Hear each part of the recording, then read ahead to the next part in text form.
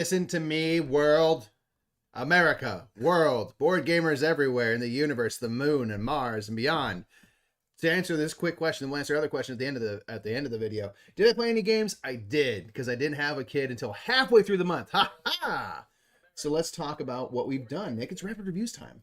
It is rapid reviews time. We're talking about all the games we played in the month. And again, despite Mike having a baby, we played a decent amount of games. 37 games, I think it was total. I got to about 20 plays all total. I think you still played more games than me. How? I don't know. You play more games than me. You play more games than me. You're the only one I played games with. Mathematically, this don't make sense. But it always works out that way.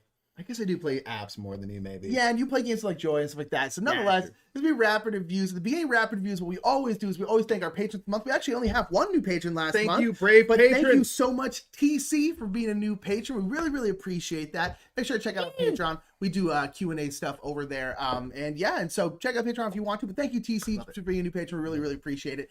At the end of this rapid reviews, we are live. But most of the video won't really feel like it. But nonetheless, we're going to be doing a Q&A at the end of the video. So in this if you are in chat, make sure to ask some questions or save them for the end. We'll probably scroll back through the chat. But yeah, let's go ahead, I guess, and get us started, Mike. Have some questions. Okay, so we've got 30 odd games to talk about. Yeah, so 37, I think. A decent month. A lot of this will be Nick talking about stuff he plays Strategic Con. So take it away. Indeed, especially the newer stuff. Indeed. So I went to Strategic Con, which is our local convention here in Los Angeles. It's a convention where you sit around playing games. There's not really much else to do. It's terrible. It's a place to go play games. So it's not terrible. It's a place to go play games. Man, it could be better. It could be a better con. But nonetheless, it's fine. It's just the location is mostly what's bad. Out of all the cons in LA, it's one of the ones that's there. It's the only con in LA, so I think that's pretty much but nonetheless, it's sit around and play games with my good friend Nate. Played I think 8 new games. 10. I think I played 10 games total over 2.5 Friday night, days. Saturday, and then Sunday morning. But I played 18 Lilliput. Nate has been trying to get me to play an 18xx games for a couple years now, and I don't want to do it. I'm sure he will break me down. The cover of this looks beautiful. Did the game match the cover? No, but it's better looking than other 18xx games. I'm like, this looks actually kind of nice. 18 Lilliput is a Gulliver's Travels theme. That's why Gulliver looks real big. Because that's a Gulliver's Travels. The main thing that Gulliver is big. Sure, that's so cool. But this is not an 18xx game. This is like an 18 when it was made. It was meant to be like an intro to 18xx games. Although from people who I was talking to about, they're like, yeah, it doesn't really work as an intro. But nonetheless, it's a kind of apparently it's just not that similar. But nonetheless, it's an 18xx kind of game where you're laying out tracks of trains and you're putting out stations, and you essentially are going to run your trains at the end of every round, and then you have locomotives on your different stations basically, and you can you're trying to reach as many stations as you possibly can. Okay. Yep. And then depending on how many you reach, each station has a monetary value, usually like 10 or 20 or 30 or something like that. And so if you reach like 330s, that train made $90. And then you, of course, have stocks because it's an 18xx game. And so you have stocks, and I have my company, which is something Gulliver's Travels. I can't remember what it was. And so basically I have like 50% of my company. And so then I get paid 50% of whatever my train did. And then if anyone else bought stock in my company, they get their payout. That's all it is basically. But you do, each person in this one has a special ability. Again, it's some Gulliver's Travel character. And you then, not so much like my thing, I had like a special station essentially. That was really, really good early game, but then kind of got worse later. So you kind of get like a little jump. Yeah, so it's a good one to get to in the beginning of the game. And so you kind of have that thing. It was a game. It was fine. Here's the thing. It was fine. The main thing, and this is one thing I think I'm not going to, it did not make me want to play 18xx anymore. It was fine. I didn't hate it, but I will say one thing is especially near the end of the game, and again, I know you get used to doing this, but the end, it gets super mathy. Where you're just okay, this train goes here, that's this much. This train goes here, that's this much. I have 60% of this company. Okay, so that's going to be this much. I have 10% of your company. So what did you get? Okay, so I'm going to get that. And I get to the point where I was like, I just feel like I'm in school. Yeah, I think, and I'm just like, this is what, not enjoyable. This people from getting into 18xx type games is that there's the inevitable point in the game where it gets very crunch numbers. I'm talking get your little counter hat on, and we made this and a dividend of 30%, and that's cool, but it is. And I do know as you play them, you get much Nate was I'm used to doing this, so he was able to do it much faster. My thing is I just don't want to get used to doing it. Like it had no really appeal are to kind me. of a lifestyle. Yeah, and it's like I didn't hate it. I'm sure at some point I'll play at least 18 Chesapeake because it's the easier one. But this did not make me want to play 18XX anymore. If anything else, it made me want to play it less. My interest in 18XX games is growing. I don't know why. Yeah. But I need to play some. I don't really like stock games where you buy stock. I think the City of Big Shoulders is like my unicorn stock game where I'm like, I really like this one. Other than that, I don't have, it's just too mathy. It's not my thing. But nonetheless, it was fine. We played Age of Civilization. We did. This is kind of like a micro Civ game. It's very small. You play 8 quick rounds where you are you're kind of swapping out different civilizations. Yeah. You're like the Babylonians, and then you're Rome, and then you're the Greeks and stuff. And every 2 or 3 rounds, it's sort of like small world-ish, if you can tell I'm sleep deprived. Where you can kind of only take a civilization so far, and then you kind of have like used up your people and stuff like that, and you have to like switch out. So it kind of reminded me of like that, where it's like, okay, eventually you have to go in decline and switch something else.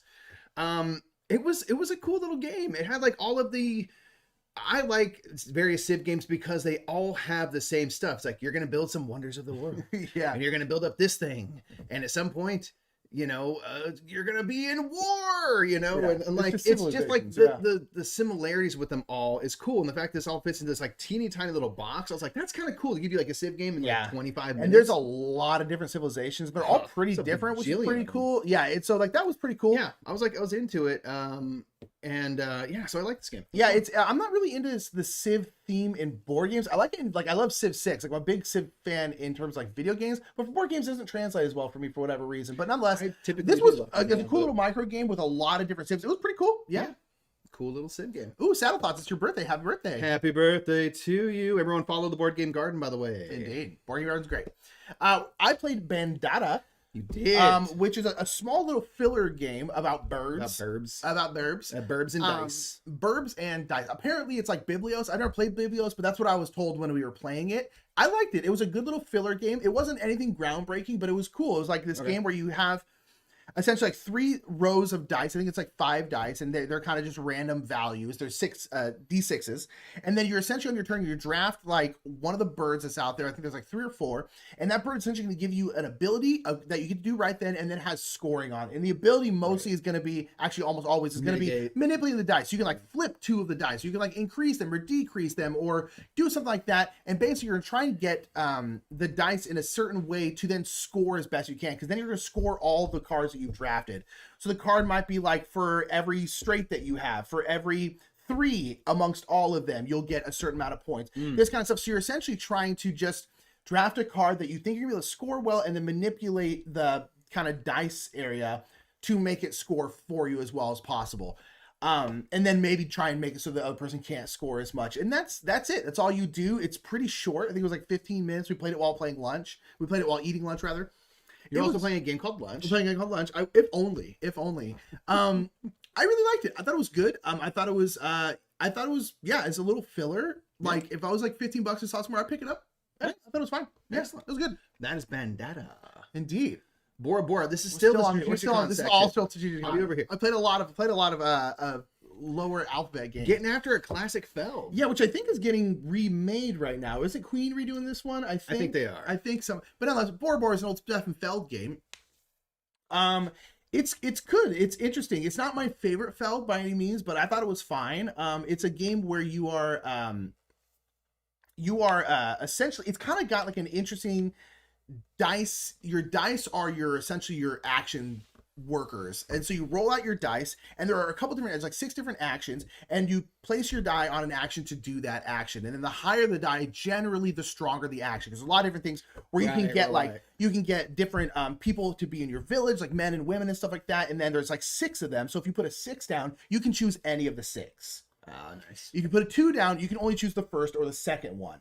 But when you put a die down, if someone else wants to go to that spot, they can, but they have to put a lower value die there.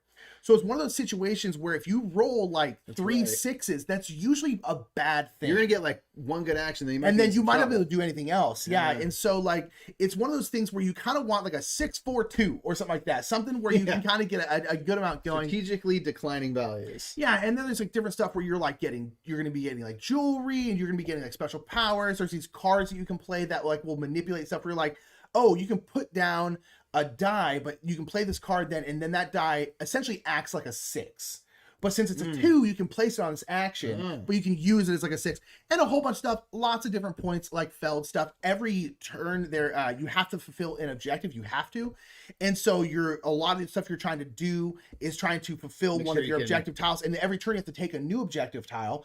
So it's like every turn you have to fulfill, and they're not super, super hard. It might be like have 3 of this kind of jewelry or something like that. But it's something you constantly always have to do. This objective, next turn, hopefully that objective, then that objective, I'll pull this one to do that. It was cool. I will say, like, it's one of those games where I was playing with Naveen from Before You Play, and Monique came up and we were talking also from Before You Play. And Monique doesn't like the game because the dice action thing can be really brutal. Basically, where if you roll badly, it can be brutal. And we were talking about it's like she doesn't like Grand Austria Hotel for the same reason. Right. And so it's one of these, if you don't like that kind of like brutality when it comes to like, well, this was what rolled and you just got to deal with it, Bora Bora may not be for you. But I did like it. I thought it was cool. Yeah, I can see this being an extra level because also someone could be more aggressive in their play. Like you could just, I have the sticks to go over here, but I'm going to put a 1 over here. And then everyone else is like, well, cool. Cool. You could be combative. Yeah, you totally can. You do. Yeah. But it was cool. It was fine. I'm interested to see what the reprint, whatever it is. But yeah, it's some city game. Yeah, I think it's one of those city games. Yeah, but nonetheless, it was cool. I don't mind that kind of brutality with the dice, and so I like this is Lansing, Michigan. What game you've played now? Caper Europe. I played games too. Listen here, I was a criminal once upon a time in Paris. We played Caper Europe. This is from Keymaster Games, and it is, first of all, I'll say this. Got it for like $25 at Barnes and Noble. Yeah. And it is such a good production, especially for the cost. It's like, that's what Keymaster does. They make noise productions. And so in this one, you are basically pulling off 3 heists at these 3 different locations. And in Caper Europe, you're going to be in one of 4 cities, which is cool. They each have a little bit of a thing that they do. A little bit of, if you want an easier game or a more complex game and stuff, you can be in like Rome or Paris or London. And a 4th city, Madrid, I think. That's right. And they each kind of put their own flavor on the game and add some cards and stuff. But basically, you're getting criminals out, and it's a drafting game.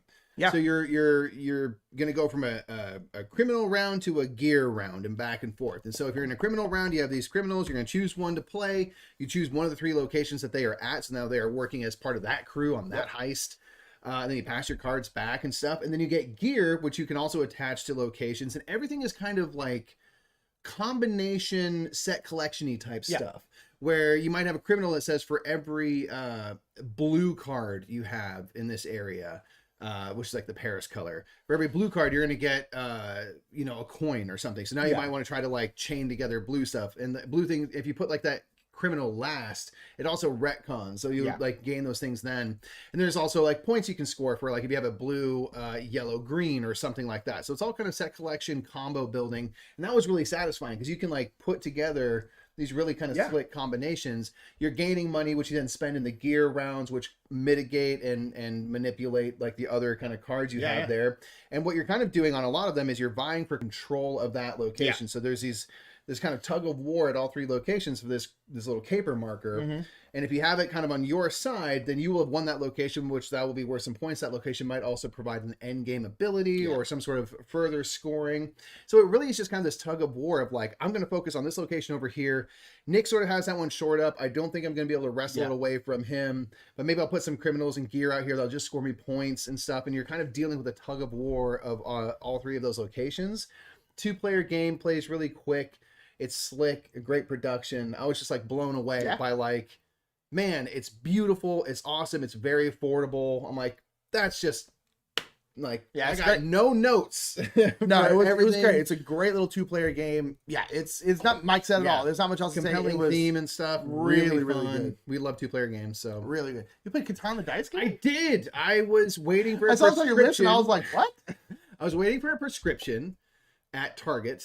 And I was like, well, I'm going to go walk through Target. And what do you do when you walk through Target? You go to the board game aisle to see, is there anything new?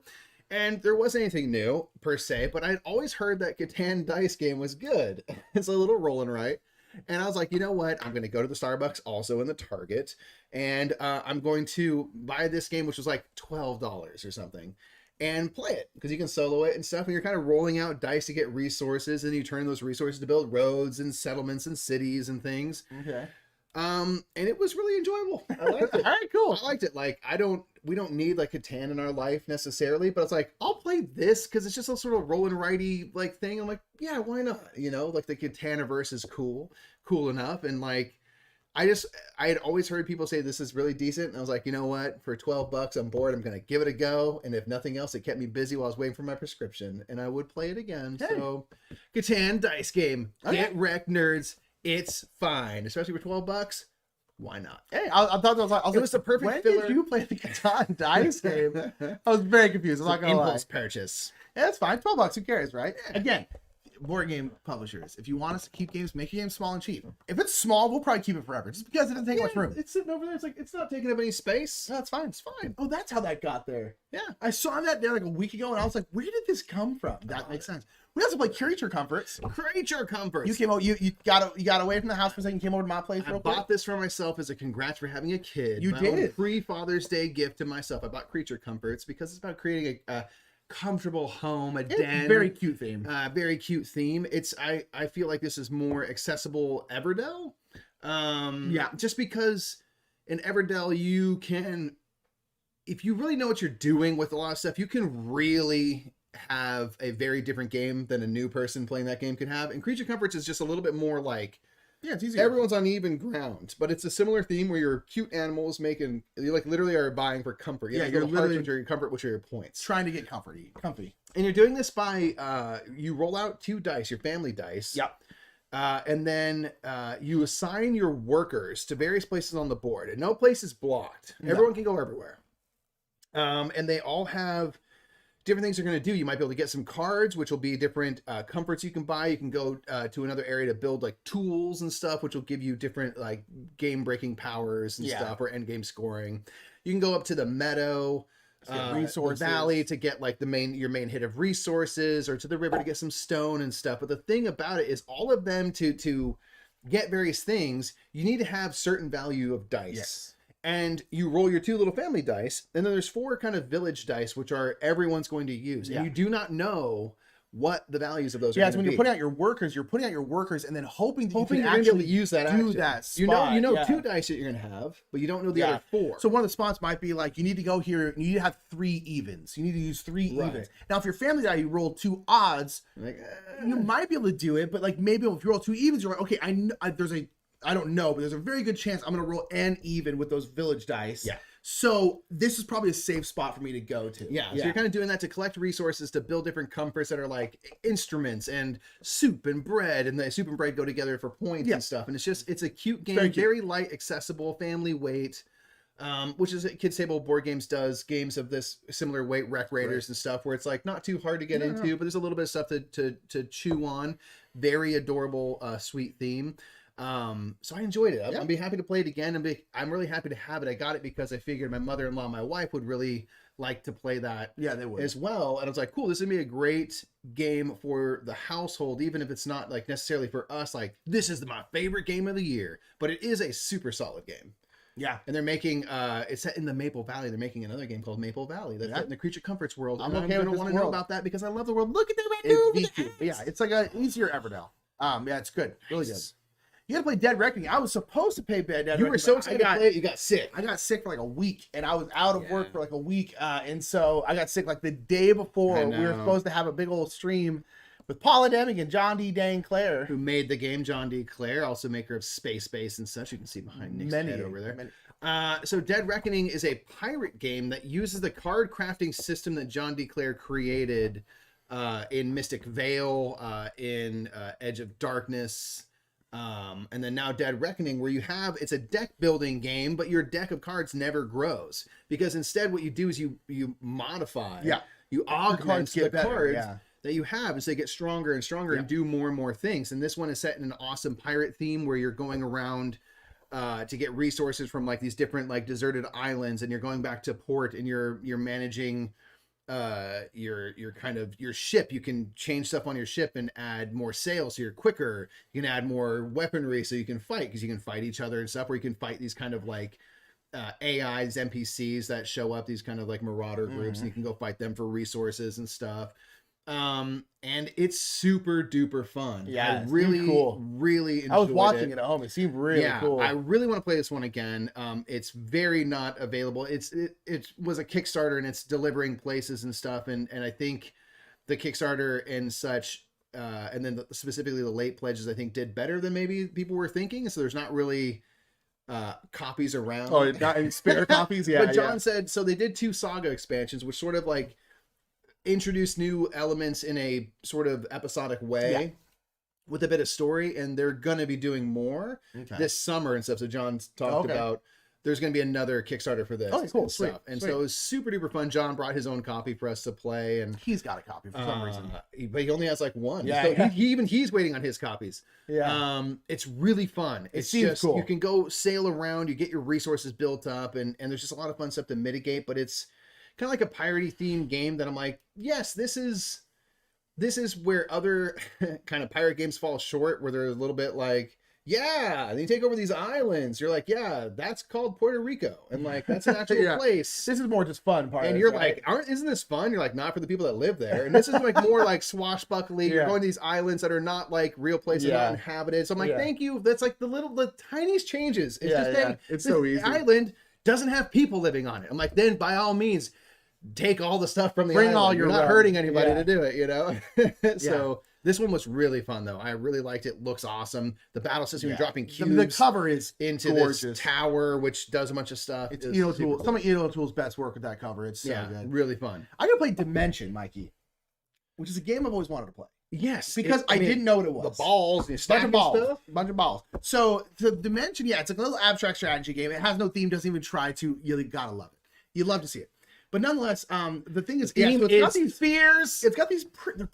They're not this big, but they're pretty darn big. They're softball size, and they're wooden balls. And so the thing with Dimension is like it's relatively expensive because like, and so but like I was with my friend Nate at StreetGCon, and he got it at trade for like $10. And so it's one of these like, this game for $10 I would pick up immediately. Yeah. So basically, everyone has 3 sets. I think you have like 15. You have like 15. Balls, I think, or something like that, or 11, maybe it's 11, I don't know, whatever. But nonetheless, no, I think it's 15. But nonetheless, it doesn't matter. I think it's 15. It doesn't matter. Somewhere around 15. But nonetheless, so you have 3 of 5 different color balls, and so basically each round that is 15. Yes, I know. I was trying to think of that. There's more than it doesn't mathematically. It doesn't matter. It's probably 15. It doesn't matter. There's 4 colors there though, but it doesn't matter. No, that's missing black though, so that's probably 5. It doesn't matter. It's probably 15.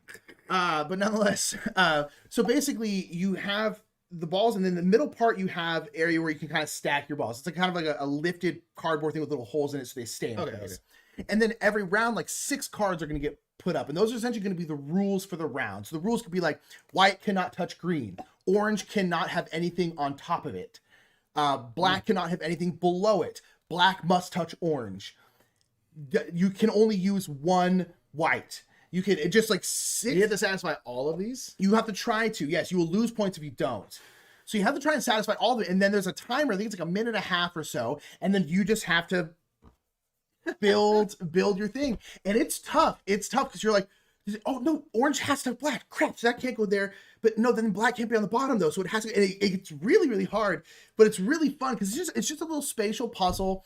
Colors and spaces and stuff like that, and then at the end you get a certain amount of points for each one you get, and I think you lose points for ones you didn't get, essentially. And that's all it is. You do like 6 rounds or something like that. Each round you wipe the kind of stipulations, bring out new ones. That's so fun. And then you just play. And I was like, this is great. Like, it's a great little abstract game. It's the kind of game you can play with pretty much anybody. The production's great because they're just like, they're real tactile, good. Man. Very, very nice. Satisfying. But because of that, it's kind of expensive. But if you can pick up this game like on clearance somewhere or get it like in a trade, do it. I think it was super fun. And I've always seen this game. I've always been like, what is this game? Yeah, I've always wanted to play it. What? And you're like, it is exactly just stacking balls up. And you're like, yeah, cool. Really like Dimension. Good critical thinking, good pattern recognition, spatial stuff. It's good. I liked it a lot. We played Disney Gargoyles Awakening. So this Gargoyles is based on Awakening. the famous cartoon The Simpsons, and it's really cool. No, it's based on Gargoyles, which we definitely grew up on. It was an after-school watch for us. We would watch Fresh Prince of Bel-Air, Gargoyles, Home Improvement, various things like that. It was in that kind of slate, that afternoon time that we would watch it.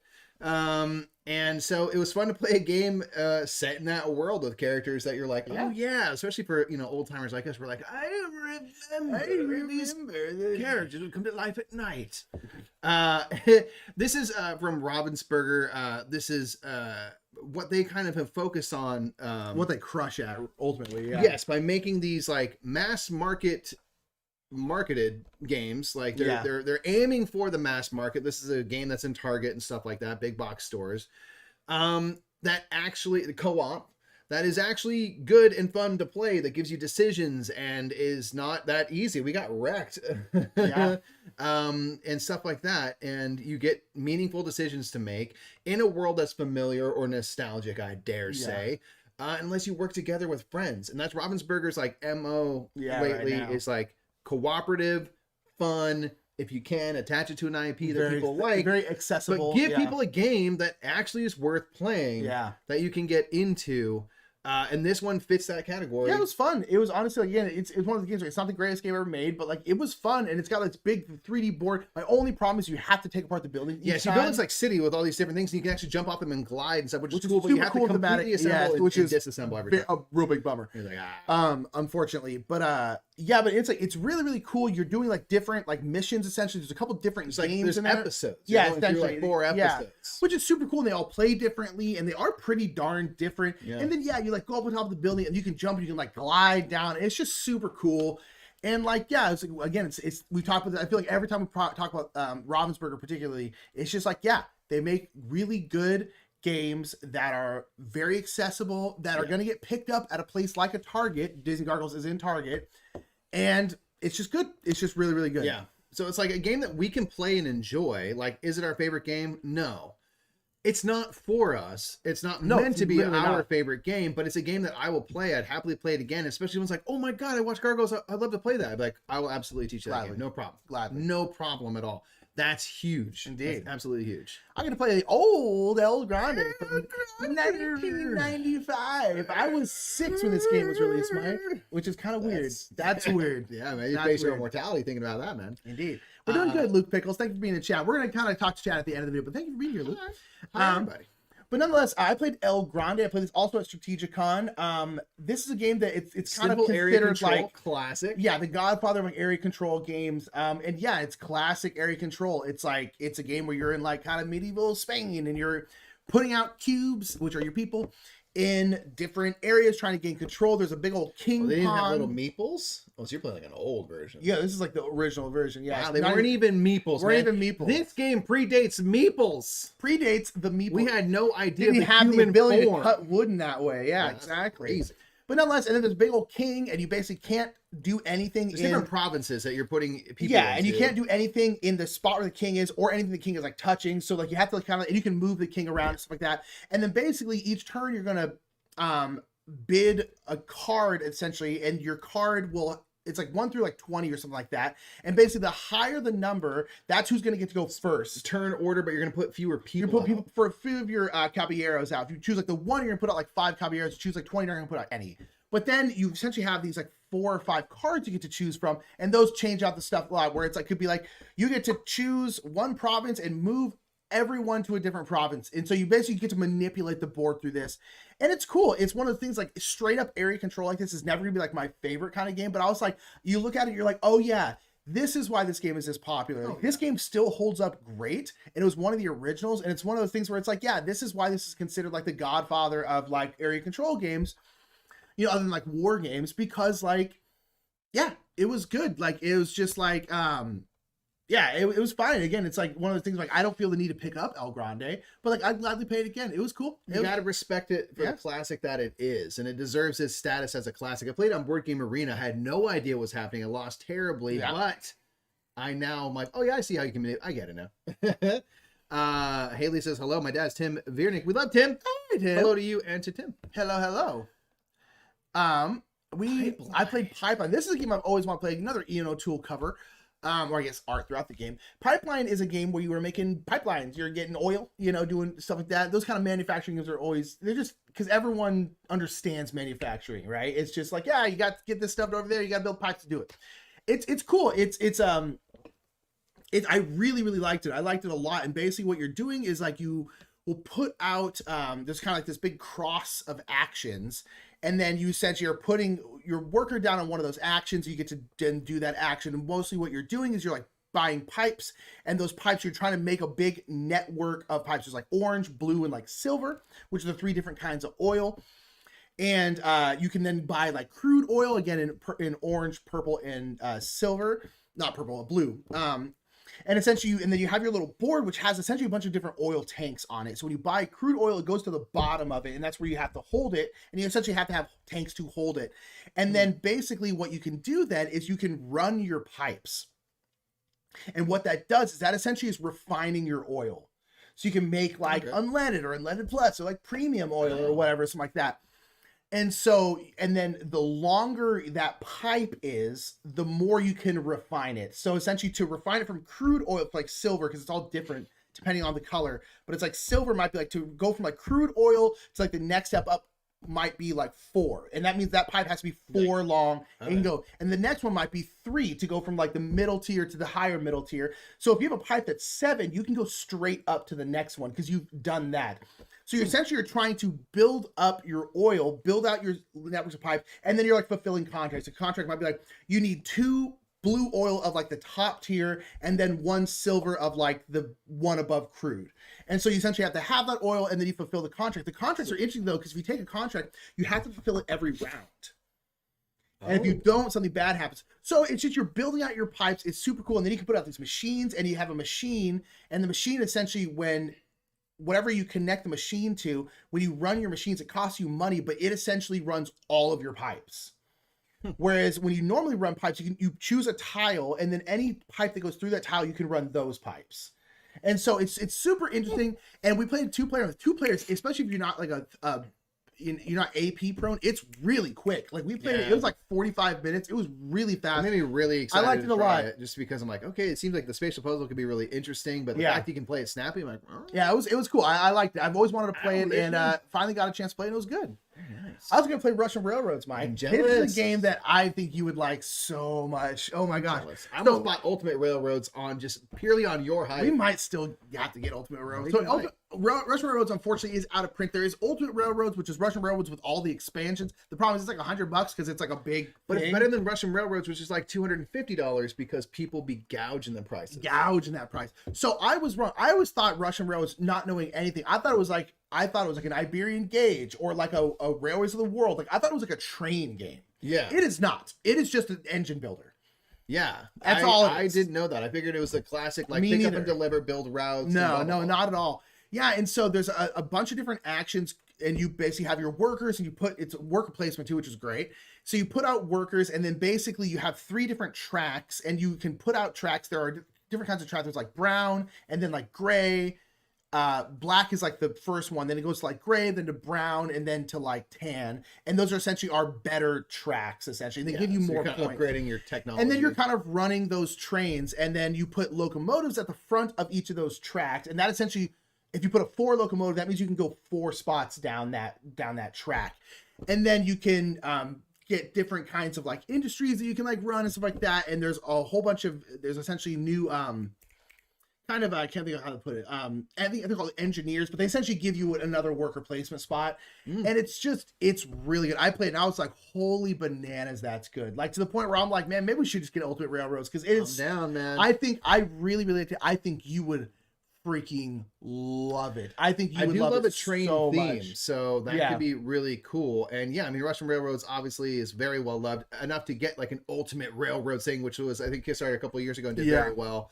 I wish they would reprint the original because man, it's really good. I liked it a lot. Very curious. All right, we'll have to consider that. You played Scout a couple times. I'm so jealous, I have played Scout man. A couple times I now. want to play this. I know this is a very flip flop one because I played a bunch of games without Mike. Mike played a bunch of games without me, but Whatever. I did play Scout.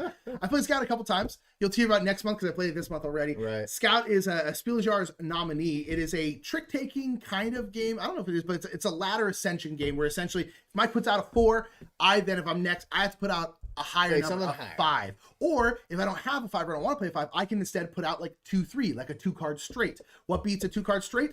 A pair of anything. What beats a pair? A 3-card straight. What beats that? 3 of a kind of anything. Yada, yada, yada.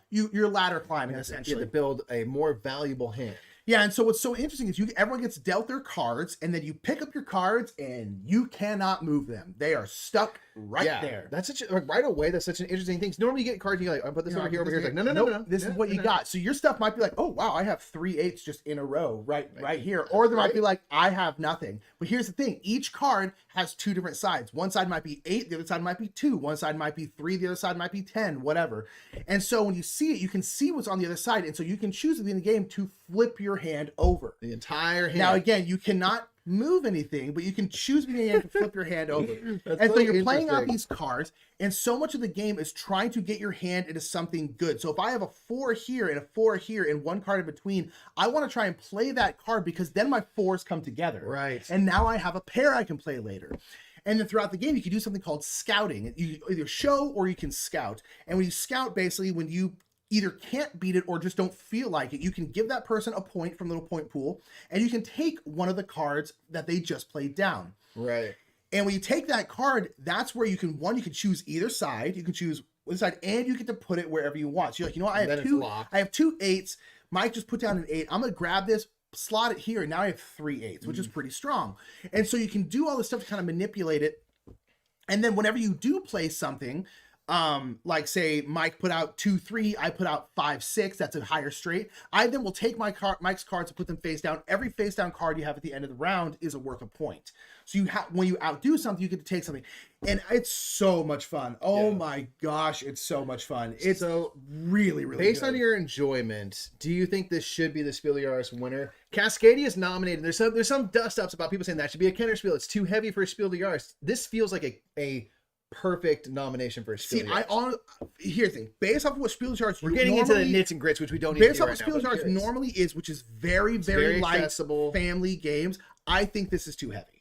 Oh, really? Yeah, if Cascadia is too heavy, I think this is too heavy. I personally think Cascadia is... Here's the thing. Like, this game is not super complicated in terms of the rules, but, like, the strategy you can get into is, like, pretty heavy. Yeah. I don't know. It's Spiel des Jahres, like, who knows? Sometimes you're like, yeah, that makes sense. Sometimes you're like, that's way too heavy or way too light. Right. I don't know. It's up to the judges to decide, but I was just curious. I think it's definitely... Because it's a small package of it, feels like... I think it's worthy of the award in terms of like, yeah, it's good enough to get nominated for a prestigious award like that. Whether or not it's right for the Spiel or the Kennerspiel, I don't know. Yeah, sure. But nonetheless, I think it's worthy. I think it was so good. Oh my gosh, it was great.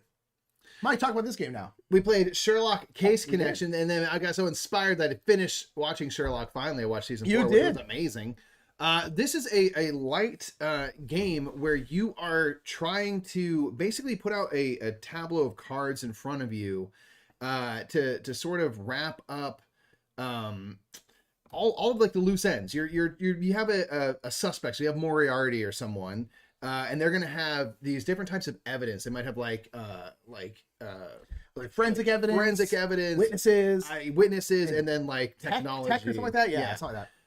And so what you're trying to do is you're trying to then play like these lead cards that will make connections to like the forensic evidence. Yeah, so you're drafting these cards and these tokens. The tokens will look kind of like this shape, actually. This is like a little blank one. Yeah. And they'll be like this little magnifying glass. That'll have like a witness or something, and you can play a card down, and then you make the connection and put the token to say like, now I've established that this person right here is a bit of evidence toward my kind of main suspect. If you manage to get all the loose ends tied up, meaning on that suspect, all of their little evidence things have been tied up, tracked back to different leads and stuff like that. You've then completed that card. You get to flip it face down. It's worth points, and it's first person 9 points wins the game. So this is a game that's another one that is very much aimed at like mass market. It's going to be at an affordable price point. Obviously, it has an IP that people are. I assume they're going to try and get it into places like Target and Barnes and Nobles. And absolutely. Like that, yeah. This is another one that fits that category of like, this is great for what like, it does, casual gamers, new gamers and stuff. People like, that want to give a Sherlock, but I don't play board games. This would be a great gift for like a Christmas and stuff like that. It was really fun. It's a light, like little puzzle game. That's really all it is. Yeah. So it's like, to us, the main thing we're saying is like, there's not a lot of legs here. No. But again, not made for us per se.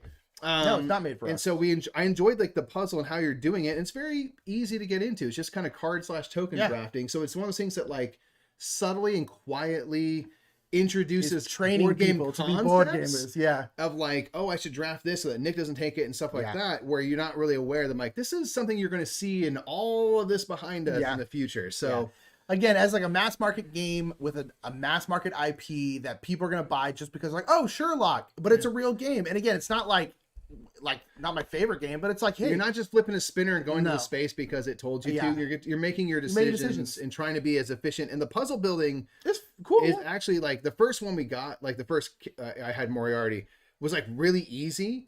And I was like, oh, it's going to be too easy. And then the second one's like, oh, man, the puzzle, trying to be efficient with harder, like putting it together was harder. And you can kind of tear it up and rebuild it how you want. I was like, okay, cool. There is like actually a challenging puzzle here at times. So it's cool. Indeed. We played Trekking the National Parks. I think last month is when we played Trekking the World. We did. So this is the same kind of game, except for this one's all about the U.S. national parks. Yes. The other one was trekking across the whole world. But this is a game, again, where you're kind of like going to different national parks and you're trying to collect different cards. And you're essentially trying to, I guess, visit national parks. But what that means, you're going to get that national park card.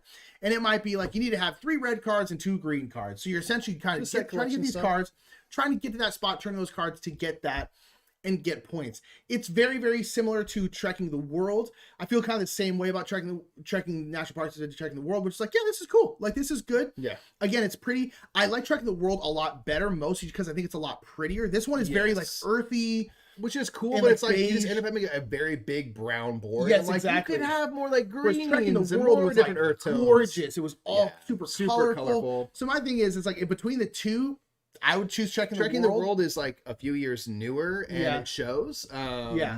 And so, this was like cool. I love it because we love national parks. So like theming wise, I probably like this.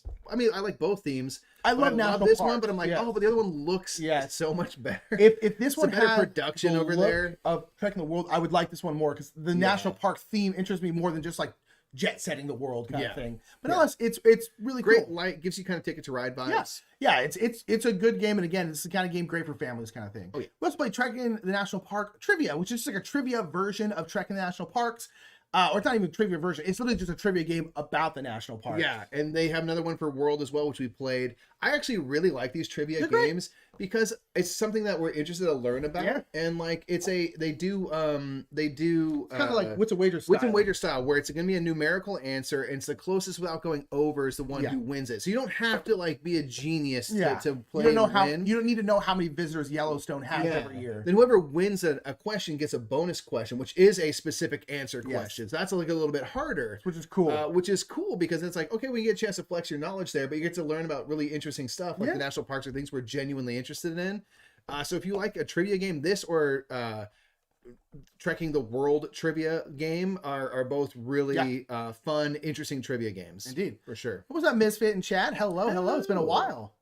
Okay, Mike, that was the last of the new games, by the way. That was all the new games that we played this month. Have this old trash. Now we have this trash old game that I think, let me see, Mikey, is it number 10? You think it's in the top 10? God. It's Ark Nova is at the time of recording this was number 11 . Let's see, is it number 10? I talk about Ark Nova though. It's Ark Nova is a great game where you're building a zoo incredible using interesting action selection where not quite yet. Okay, still outside the top 10, so it's trash. As you take actions, you basically slot that action out, and you say it's a strength 4 action. And I'm doing it to build enclosures and stuff. All your other actions are going to level up and become more powerful, and that goes back down to the bottom of the totem pole. And so you're really kind of cycling these different actions. And what you're trying to do is you're trying to build enclosures. You're trying to get these sponsorships, which give you all sorts of end game scoring, in-game abilities, and it's no end to the kind of ways that they mitigate the game. They might give you special enclosures and stuff like that. You're trying to do associations with partner zoos and universities. And then you were, of course, trying to play animals into your zoo to get appeal, and then you're focusing on conservation projects. You're managing both the appeal of your zoo and how nice and cool these animals are, and you're also trying to release animals to the wild and do different things that are conservation focused. Conservation is way more important. And those are your two different score tracks, and once you make those score tracks meet, you trigger the end of the game, and whoever does it the furthest tracks, passes them by the most, which is usually Nick, you win the game.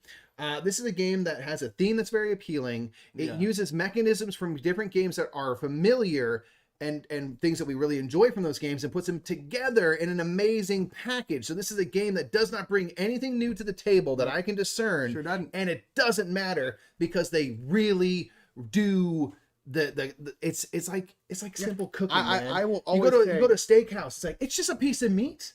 But it's a good piece of meat that's really well executed, and then they put it onto the plate in a very satisfying fashion with ingredients that you've always seen. I've always maintained, and I maintain to this day, a game does not need to do anything new. Nope. It doesn't. It has to do something well, or remix something, or put something together in a new combination. It doesn't have to be new. I dare say in 2022, we are out of new things. Nearly. So just do them well. There'll always be new stuff, but it's like, it does it very well. It does it very well. I played Cascading. I got to introduce Nate to Cascading. It's great. It's wonderful. It's still one of the most playable games on the planet. It's very easy to get to the table. It's very easy to teach to new people. It's just great. It's nominated for the Spiel des Jahres. I assume it's going to win. I hope it wins. Honestly, I would love to see it win. I think it's been an absolute smash hit.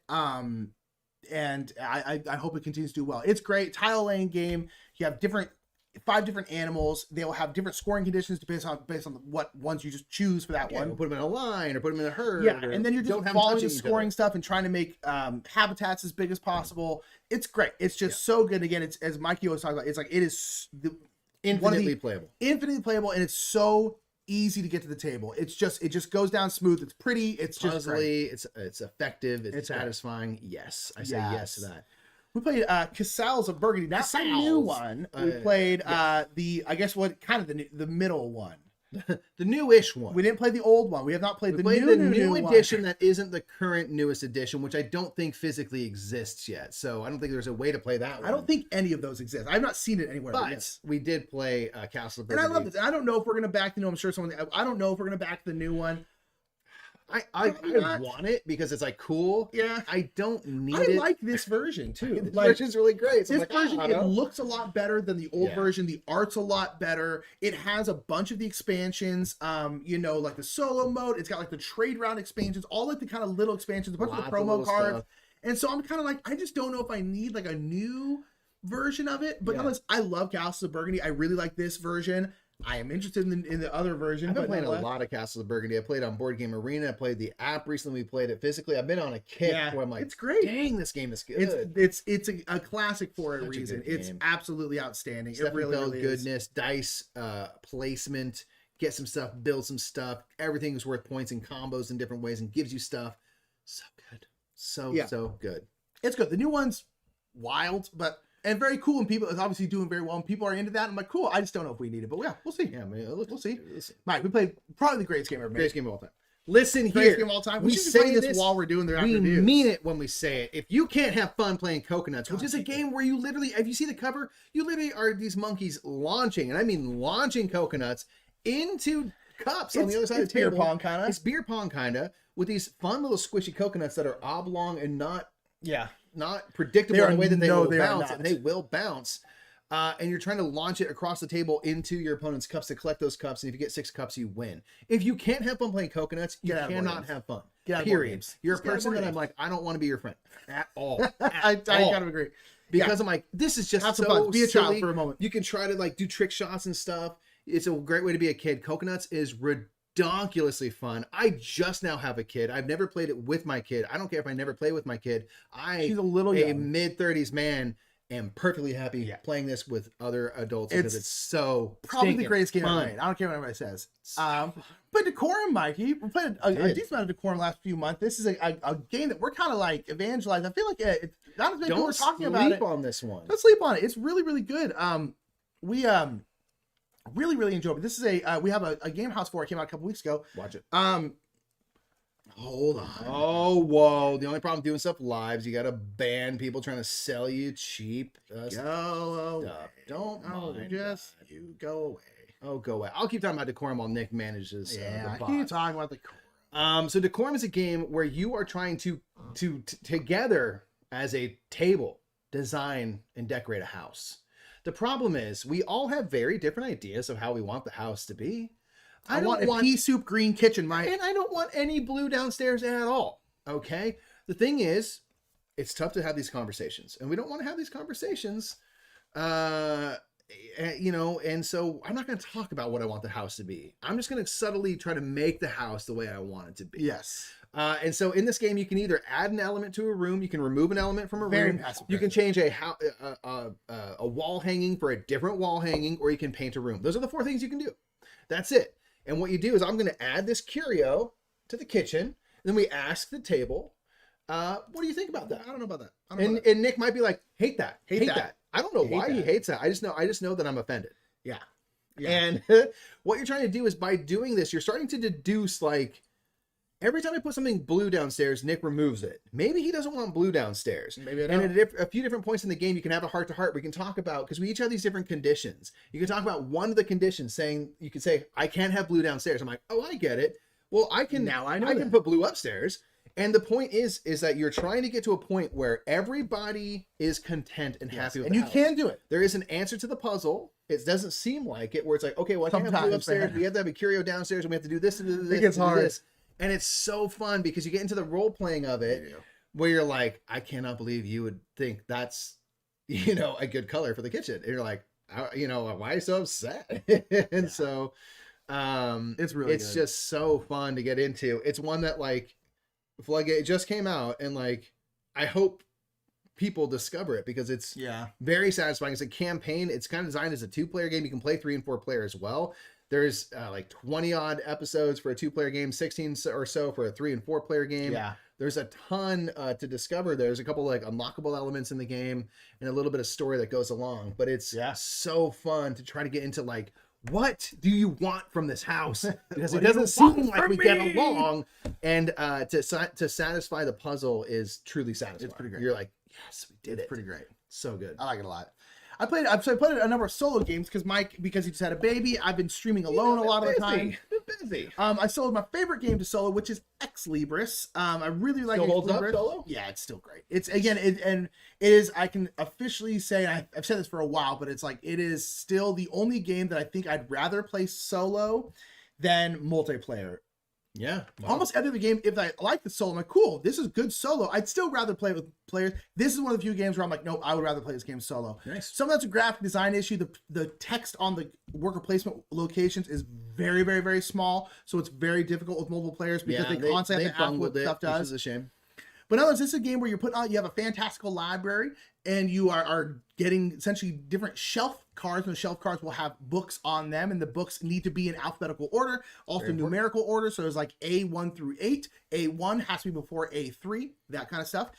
If things are out of order at the end of the game, they will flip down and they basically won't count. And then you're essentially just trying to get books. You want to have a diverse selection of books.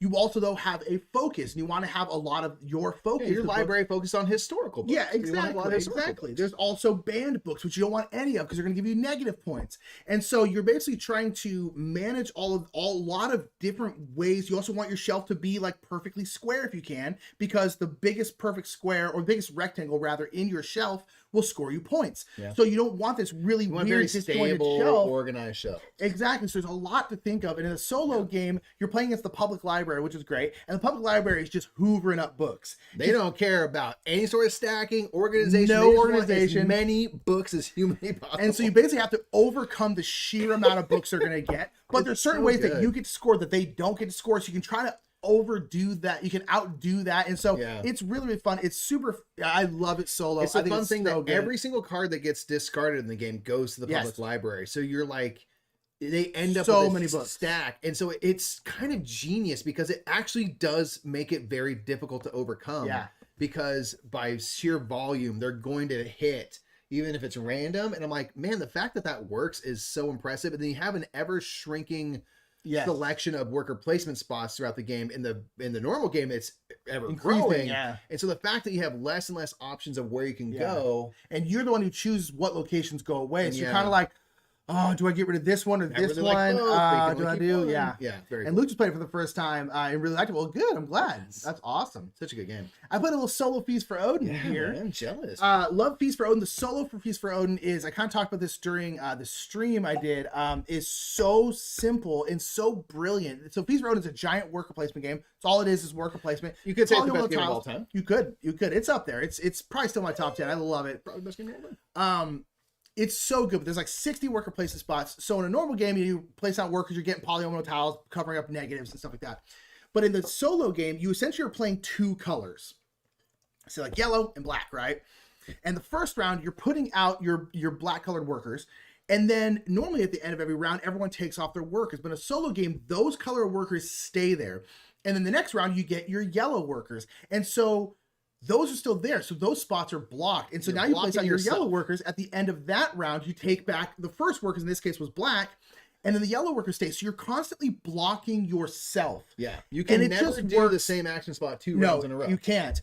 And so it's so interesting the way it works, and the fact that you're trying to do stuff and not get in your own way Yeah. is so interesting. I feel like the solo forces you to explore different action spaces. Now, Yes. in a multiplayer game, it could be that I went whaling and the next turn Crook went whaling. Yeah. And I can't do that. But you could, in theory, if no one's interested, do the space every Over and single over and round. over and over And so I again, like yeah. this. Like, nope, you got to do something else, and you got to work on different synergies and stuff. It's really fun. It's Really, fun. really fun. It's Yeah, very I like it a lot, and I like the solo. Speaking of Uwe farming stuff, Fields of Arles. Fields of Odin. So I played a solo version of Fields of Arle. There will be a game house for this, a solo game house coming out sometime soon. It's I'm not sure when it's coming out, but so nonetheless, Fields of Arle solo is a two-player game, two-player big Uwe game. Yeah. The solo game is literally the exact same game. There is exactly one thing you cannot do in a solo game that you can do in a multiplayer game. Other than that, it's literally exactly the same. So Fields of Arle is great because the solo game is great because it's just, I mean, it's slightly easier in terms of like nothing gets blocked, right? Other than you blocking yourself out of stuff. So it's like it's very, very open, but the base score you're trying to go for is like 125, which is really high. I think I got like 80. Like I was nowhere near it. So it's just about playing the game as well as you possibly can, and it's great. It works well solo because it's just the same game. There's just not someone else there, and so Fields of Arle is also really, really good. It's Uwe's great. It's solid. I played played a a little game. Friday, huh? Listen, one thing I've been able to play is we have Friday, and it's a little solo game, a solo adventure. And so I was able to just pop it out on the table when the baby was asleep. I played a few games of Friday. Yeah. And it's so fun. I love this. I have the app, which is not super great, but does mostly work. But it's a fantastic solo game that's very hard, where you are playing as the character Friday, and you're helping Robinson Crusoe survive, hopefully, and stay alive long enough to face down some pirates and ultimately win the game. It's a very hard game to win. And what you're going to be doing is you're going to be faced with like two tasks. You're going to choose one of those tasks. And it's like you found some shipwreck stuff, and you're going to basically from that be able to draw a certain amount of cards for free from your little decks, like a deck building game. And they are going to give you successes. They might give you not a success or a failure, but an ability, or they might be -1 or -2. So they're going to be taking you away from your success. And there's a kind of like a push your luck element where if I could draw 2 cards for free, I draw those 2 cards and I'm 1 away from achieving this goal. You can then spend a life point to draw another card, which may increase your value, decrease your value, or something like that. So you can choose how kind of far to push it on these tasks. And there's going to be a thing where it's like, it's going to be better to like just cut and run. It's like, I'm 3 away from this. I'm just going to cut. I'm going to lose 3 life, but I can get rid of basically 3 cards that way. And so you can start to thin out your deck and get rid of some of those bad cards, keeping only the good. Every time you have to shuffle your deck, you shuffle in a card of like Robinson Crusoe Aging, which are kind of just negative cards that kind of get worse and worse. And you're trying to get through these tasks. If you complete a task, that card flips over and becomes an ability card for you, which might give you more successes. It might give you the ability to like look through your deck, draw more cards for free, gain your life back, and all these types of things are skills that Robinson is learning. And you're trying to go through 3 kind of phases where they get harder and harder and harder through this task deck, and then you make it through these and beat these pirates, or in general lose the game. because it's very hard to win. I love it. I think it's super fun. I like the I dual-sided still never cards. played this game. I gotta It's so actually play this solid, game man. once. I don't know why I haven't played it, but I'm gonna show it to you today, and then you're gonna take it home and play it because it is Sure. just nice. It's a great solo game. I love this game. Yeah, I I think wanna Friday play it. is absolutely fantastic. We played Hallowtown, Mikey. It had been a hot minute. It had been a hot minute. We had a game house Game for House Hallowtown come out.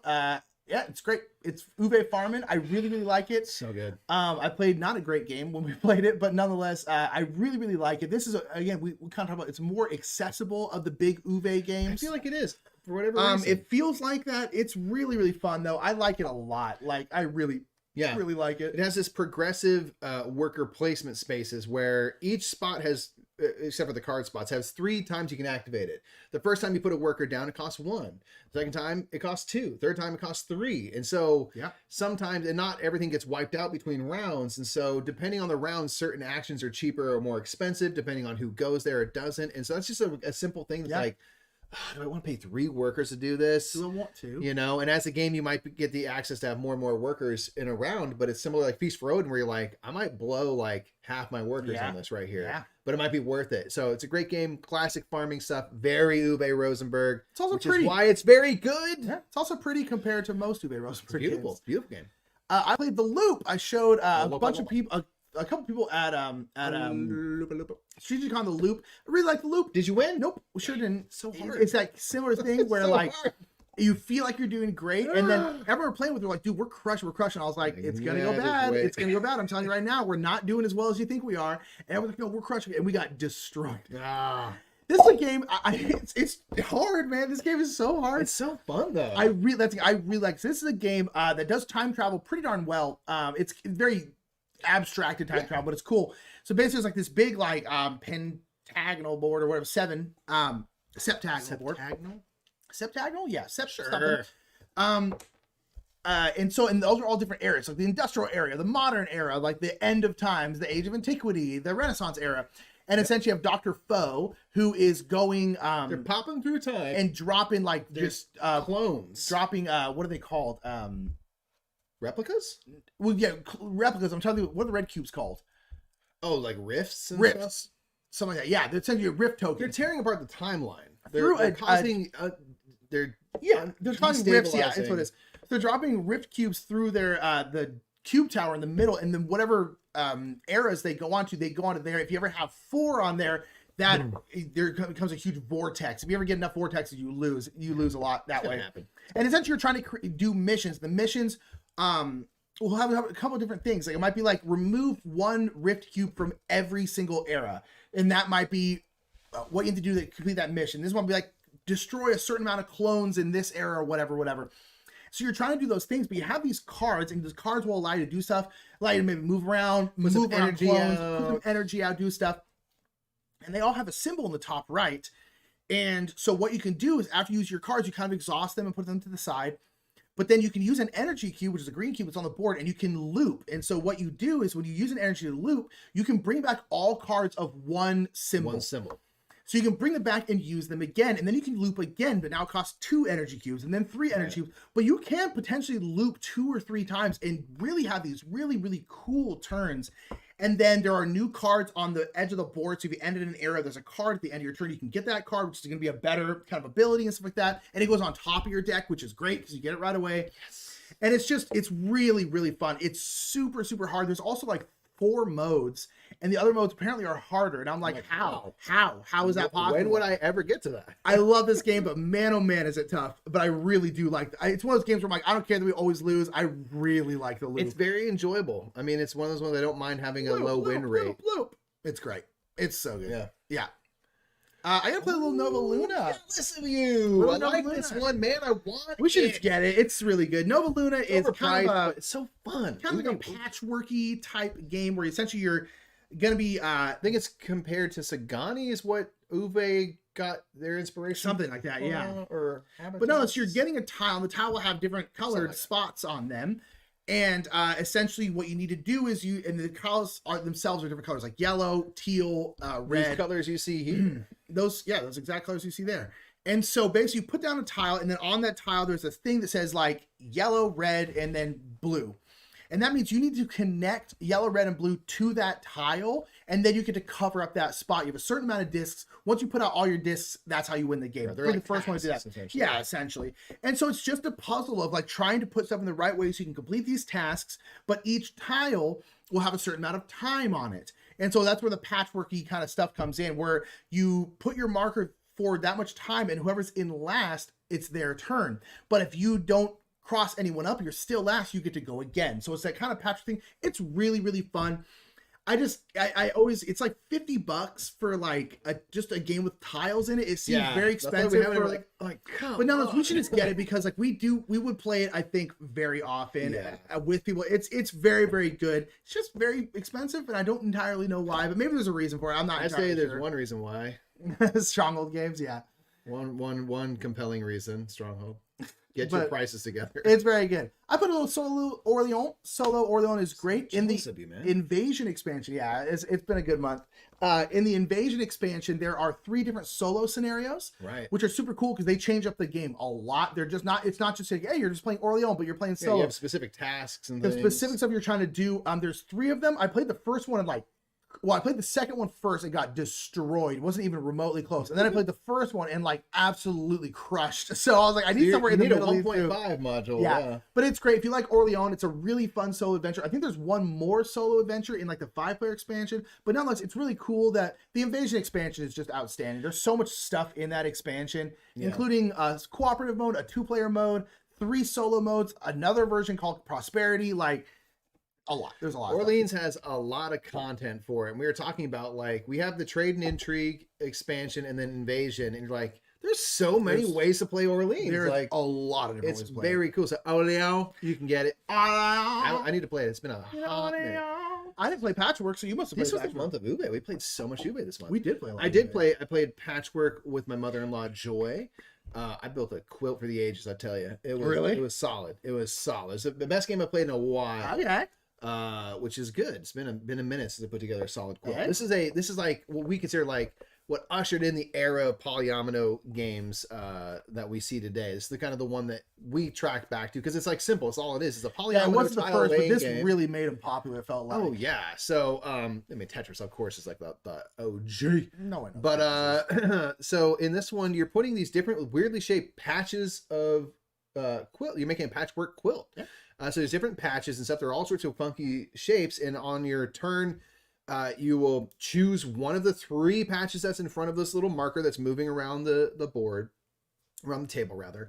And the cool thing that I enjoy is that patches have 2 costs. They have a cost in buttons, which is your points. So you're paying your points. It's your money, your points and stuff, and time. So you have this middle board where you have these markers that you're moving forward toward the middle of the board, which will trigger the end of the game. And the way it works is that whoever's behind the other one, it's that player's turn. Yeah. And so you might get a really good patch, but it might cost you 10 buttons in 3 or 4 time. And you're like, that's very expensive on 2 different axes of cost.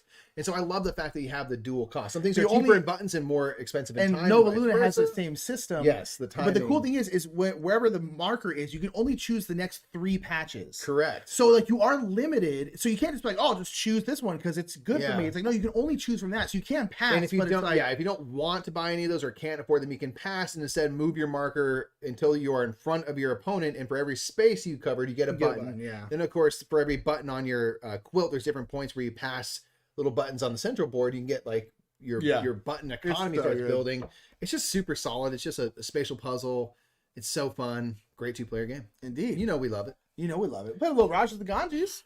I love this game. Raj of the Ganges is great. We played just more or less a base game Raj of the Ganges. We played one little module. It's great. Again, it's worker placement. Your dice are your currency. You're building out this big estate. You're moving up a river. It's so good. So fantastic. Yeah, it ultimately comes down to lots of stuff. You're using your dice as your kind of currency to build out tiles in your estate that will get to different endpoints and trigger different abilities. You can build markets and buildings into this tile placement. So this is another one that blends a lot of interesting things. You have the worker placement spots.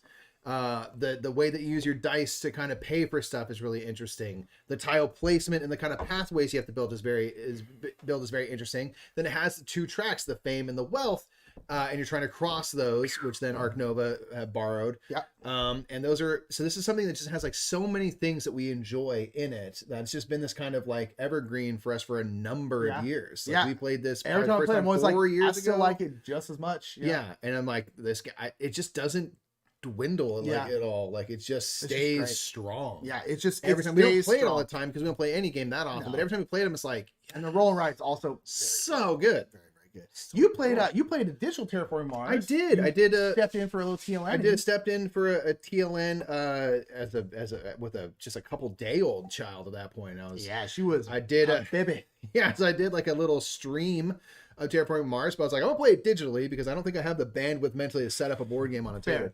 And the digital works well, to be fair. Yeah, and my kind of thing is like, if I'm going to play base Terraforming Mars, I'm going to play it digitally. Yeah. And then if I'm going to play it on a table, I'm going to play Ares Expedition, and I stand by that. Which is next. But this game is great. It's great. Terraforming Mars is so fun. It's so fun. I still love it. Playing it digitally makes it nice and smooth. We have Prelude on there. You can now play with Hellas and Elysium. Oh, really? That's nice. You have to buy it, but like you could play with those maps if you wanted.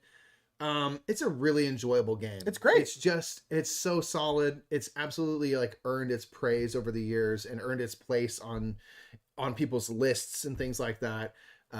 Just a great engine building game. It's a cool idea of terraforming a planet. You feel accomplished in it. It's really great, but I'd rather play on a table Terraform Mars Ares Expedition, which I played. I soloed this. It does everything that Terraform Mars right back there does. But it does it in a quicker fashion where now most of the elements of the game are simultaneous play. Yeah. Where it's like, and it borrows the kind of Race for the Galaxy phase selection system where you're not going to do every single phase of a round every round. You're going to do the ones that players choose. Yep. And if you chose to do the production, you will also get a better version of that. But we all get to do production. Yeah. And that is something that I think is really interesting. The things that I like about this are, not every phase happens at every round. So you're not always going to produce. So you're like, oh, I really wish someone had chosen that because I'm kind of poor. Yeah. But I can make sure I do production next round. I like that there's simultaneous play. I like that it keeps the card and the engine building of this production, which is the most satisfying part about Terraforming Mars. But for us, I like putting stuff on the board and trying to have, your city surrounded by greenery tiles and stuff.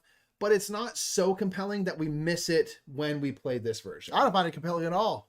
And Nick doesn't care for the tile, the area control. The tile placement and Terraforming Mars, I don't dislike, but like I do not care. It gives you nothing. I like it, but the thing I like about Terraforming Mars is I enjoy the engine building part of it. Sure. I do not care about the board. I don't care about the milestones. I don't care about the awards. Sure. I don't care about any of that. The only thing that I find interesting is the card play. But I find that incredibly interesting. Like I love Terraforming Mars for that. Terraforming Mars Ares Expedition for me is perfect because it's mostly that. I think it has a more interesting action selection system.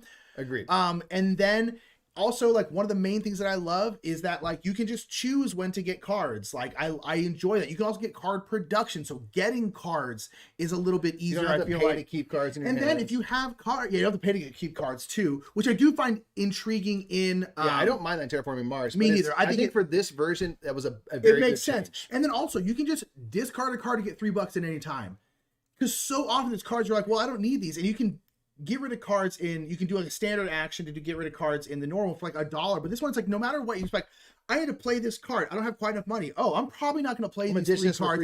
$3. Boom, I'm going to get $9. Now I can play this card. It's so, that to me is my favorite part. That alone is my favorite part. I would really consider house ruling that for Terraforming Mars. Oh, it's great. You still have to pay $3 to keep a card, but it's like, if ever you're like, I'm not going to use this, you can ditch it again for 3. Yeah. Something like or that. like $2, maybe slightly less. Yeah, right? yeah. You don't get quite the ROI. You're getting something back. I really like Terraforming Mars Expedition. I played this one solo. That's why I played it this month. The solo version's great. It's kind of a similar thing where you have a certain amount of generations to get something done. Correct. To terraform the planet, the 3 terraformings.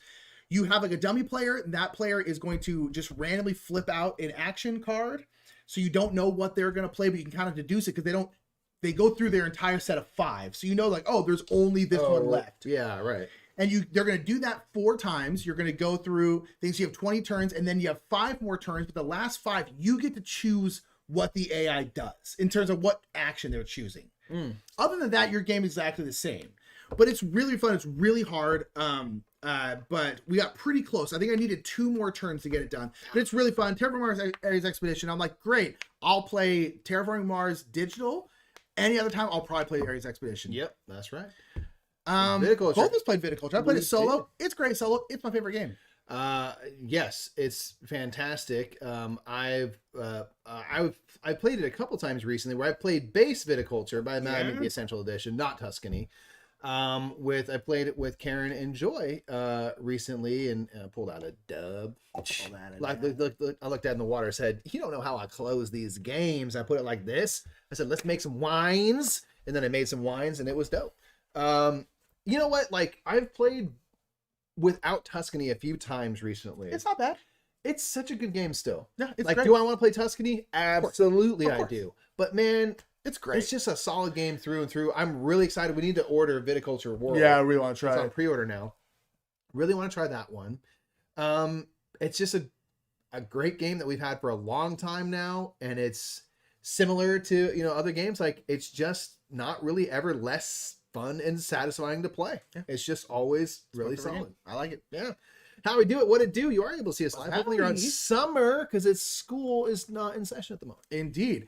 I played a little bit of Solo Wingspan. I did a game house on it. Check it out. I think it's really good. Check it out. But I played Solo Wingspan. It's really, really fun. Again, it's kind of one of the things I'm like, every time I play Wingspan, not that I ever think that I don't like Wingspan. I always know that I like it. But every time I play Wingspan, especially when I play it physically, I have Wingspan digital. Actually, for whatever reason, I like it digital. I don't enjoy digital nearly as much. It's more satisfying in real life. It is. Is. But every time I play Wingspan, I'm like, man, I freaking love this game. I played it solo, and I'm like, yeah, I really like the solo version of this game. I played with the European expansion, the Oceanic expansion, which don't change the solo too much.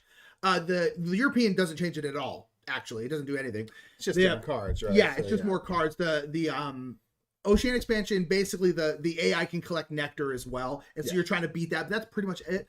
It's really fun. The Automa is pretty simple. You're not having to like run a ton for the Automa, but it does change stuff up. But it's really, really good. It's just I really, really, really like Wingspan. I think it's outstanding. It's a great game. So that was the last of it, Mikey. I forgot to put on here though. Yeah. We played Wayfarers of the South Tigris. Ah, super hard. It's over there though. It's over there. I can see it. It's over there.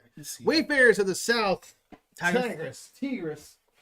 I'll grab it. Now we're gonna see your pajama pants. Professional over here, dude. I put on pants once a week. That's my rule, but it is not this day. We played this. There you go. Now the box cover's here. It's really good still. Wayfarers of the South Tigris is awesome. They had their very successful Kickstarter campaign. This is the beginning of a new trilogy from Gargoyles Games, the South Tigris games. You know what? They have just, Shem and Sam as a team have just kept going. Rares of the North Sea was a high water mark from the North Sea trilogy, and they learned a lot from doing that trilogy. And then the West Kingdom trilogy was like hit, and this one hit. Yeah, they're just, I mean, there's not probably, I guess, basically it comes down to this. If Gargoyles Games makes a game, if Shem and Sam put their touch on something, I'm going to want to play it. If Uwe Rosenberg makes a game, I'm going to want to play it. If John D. Clare makes a game, I'm going to want to play it.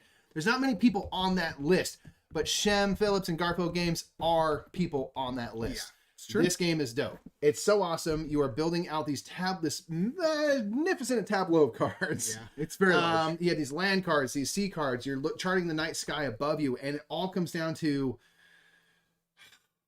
combos and efficiency, and like you have these vistas where every time you get a star card, you get to trigger this and you get a provision.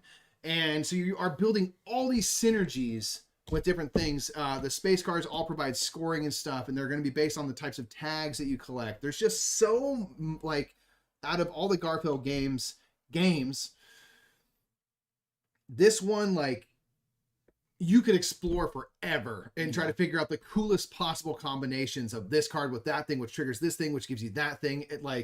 It's really there's no end to that exploration. I really like it, which makes me super excited to keep playing it. It's really, really fun. I'm curious. You know he's going to put expansions. I'm curious what that's going to be. It's really, really good. Who knows? But nonetheless, that is wrapping. He's at 37 reviews, I believe. Bang. Thank you so much for being here. Indeed, we are live. If you want to catch these live, we do them every month, usually within the first week. Generally on Thursdays, for whatever reason, we tend to do them on Thursdays. It's just worked out. I mean, Thursdays, yeah, it's just how it's just worked out. But no, listen, at the end we always do like a little Q&A. So if you have a Q, please pop in the chat. We've only got a couple from the earlier, so I'll see if I can go find them. But feel free, if you have any questions, feel free to pop them in. Luke asks how we're doing. We're doing good, Luke. Doing really fantastic. Good. So how similar are the dice-driven actions of Bora Bora to Castles of Burgundy? Burgundy never felt so terribly restrictive, especially with the workers. They're not similar really at all. Yeah. Sky Isaac asks, and it's one of these like you can manipulate. Someone pointed out you can manipulate the dice very slightly in Bora Bora. There is, I think, one of the God cards you have that manipulates the dice. The thing is, like, when you have to, there's these tokens called, I think they're called favors to the gods. And so when you play a card, you also have to turn in one of those tokens. So even if you have cards, if you don't have those tokens, you can't play cards. So it's much harder. Whereas getting workers in Castles of Burgundy, which is how you manipulate your dice, is super easy. You can always just get rid of a die. You can get buildings to get rid of dice. You get that monastery that gives you like 4 workers. So in Castles of Burgundy, I like the fact that you're restricted in Castles of Burgundy in terms of like the dice you have, but I also like the fact that it's very, very easy to manipulate your die. You can also wrap from like 6 to 1 in Castles of Burgundy, which I love. So it's like there's definitely, it doesn't feel that similar, and it's just it's much, much easier in Castle of Burgundy than it is in Bora Bora. But I like them both. I don't mind. I like kind of like, well, this is what you got to make the best of it. I like that in games a lot of times. One of the reasons why I like Grand Austria Hotel so much is for that exact reason. Luke Pickle said, Cascading is a beauty, my number 3 of all time. Wow, T! Holy crap. Congrats on the babies. I have to go straight to diaper fund for right now. Thank you so much. And baby's already out of newborns and into size 1 diapers, which is just one size. What do you use the rest of the diapers for? The newborns, like what I'm gonna do is I'm gonna put them all together, lash them, and then I'm going to make a raft. A very absorbent raft. Okay. I don't think you're gonna fly. Tease, thank you so much. I wish we had Danny's drop a chat. Thank you so much for that big old super chat. Holy bananas! That's amazing. It's the biggest one we've ever gotten. Holy crap! Thank you much for that. Thank you. And TJ say I'm that way about Ryan Lochte talking about like Garfield games. Oh yeah, love his stuff. Yeah, I really want to try Sleeping Gods. Yeah. Have we played Carnegie yet? Yes, we played it. We played it on Tuesday. Tuesday, yes. We're going to be doing a playthrough video of it. Probably next week we'll film it, so it'll come out probably the week after that. Yes, Carnegie is awesome. So we played it once on Board Game Arena. Nick did not enjoy it. Hated it digitally. Which actively say I hate it. One of my least favorite games I've ever played in my entire life. And I backed it because I was like, you know what?